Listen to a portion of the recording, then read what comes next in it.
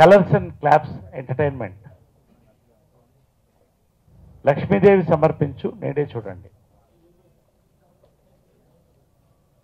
Cinema ఈ రోజున trailer launch and songs for the press ఈ రోజున భగవంతునికి భక్తునికి అనుసంధానమైనది అనేది చాలా అద్భుతమైన స్లోగన్, ఒక అగరబత్తి స్లోగన్ అది. భగవంతునికి భక్తునికి అనుసంధానమైన సినిమాలు తీసిన ఘనత ఫస్ట్ తెలుగు వాళ్ళకే చెందింది. యమగోల్ దగ్గర నుంచి కూడా నందమూరి తారక రామారావు గారు.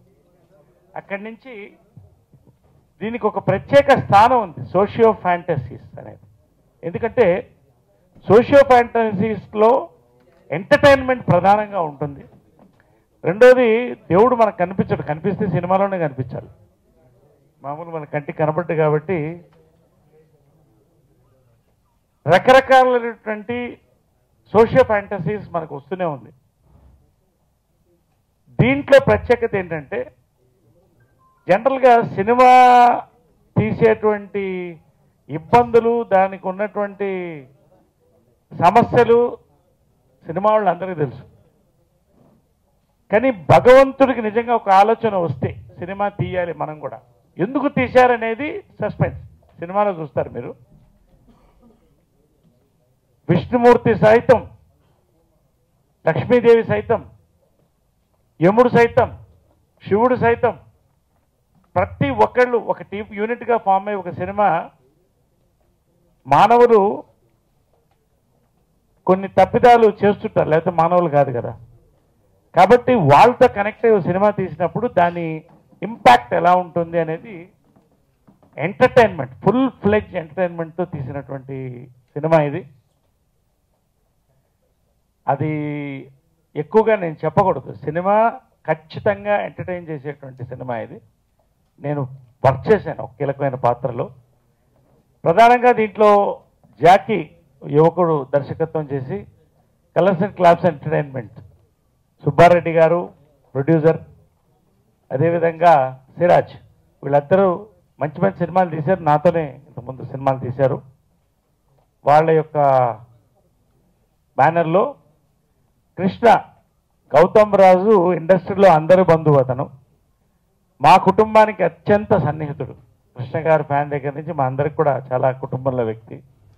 అటువంటి వ్యక్తి కొడుకు పరిచయం అవుతున్నాడు అనేది మా అందరికి కూడా, మరొక ఆర్టిస్ట్ కొడుకు ఈ యొక్క రంగంలోకి రావడం అనేది మేమందరం సంతోషిస్తున్నాం. టీం అంతా చాలా కష్టపడి తీసామండి సినిమా, సోషియో ఫ్యాంటసీ సినిమా.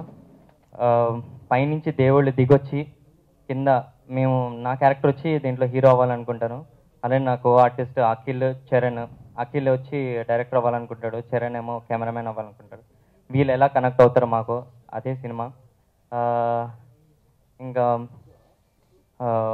మా ప్రొడ్యూసర్స్ సుబ్బారెడ్డి గారు, సిరాజ్ గారు, కృష్ణారెడ్డి గారు, వీళ్ళు దేనికి అంటే మా కొత్త వాళ్ళకి ఆపర్చునిటీ ఇచ్చి, అవకాశం ఇచ్చి, ఇలాంటి సినిమాకి మేము కరెక్ట్గా సరిపోతాం, మాకు అవకాశం ఇచ్చినందుకు చాలా ధన్యవాదాలు తెలుపుకుంటున్నాను సార్.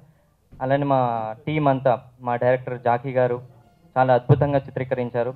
మా మ్యూజిక్ డైరెక్టర్ శ్రీకోటి గారు, మా డిఓపి రఘు పల్లారి గారు, మా ఎడిటర్ వేణు గారు, మా గ్రాఫిక్ టీమ్స్ వచ్చి బ్లూ హ్యాండ్స్, మా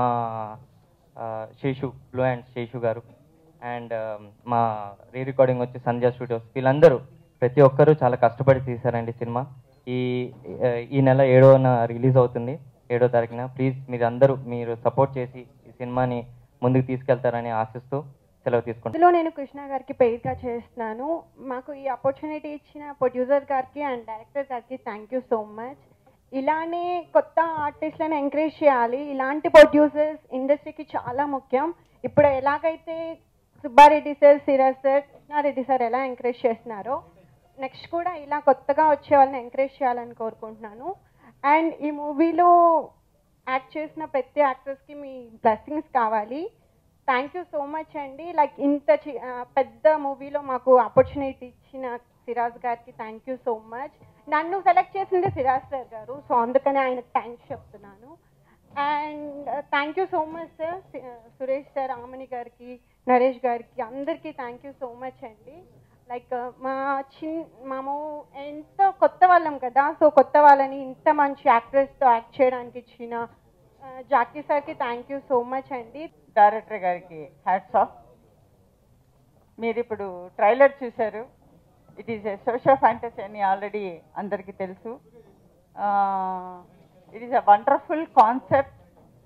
చాలా నవ్వించే చిత్రం. ఇప్పుడున్న మన టెన్షన్స్కి ఒక 2 hours మనల్ని మనం మర్చిపోయి ఎంజాయ్ చేసే ఒక మంచి చిత్రం ఇది. ఇంత మంచి కాన్సెప్ట్ని తీయాలి అని అనుకున్న సుబ్బారెడ్డి గారికి, సిరాజ్ గారికి, కృష్ణారెడ్డి గారికి really I mean hats off to them. And కొత్త వాళ్ళని బాగా ఎంకరేజ్ చేశారు ఇందులో. నేను సినిమా ఇండస్ట్రీకి ఎంటర్ అయిన తర్వాత కష్టపడే వాళ్ళు చాలామందిని చూశాను. తిండి లేకపోవటం, ఇంకో రకంగా. సో అందుకని నేను కష్టపడినప్పుడు నాకు ఎవరూ సాయం చేయలేదు.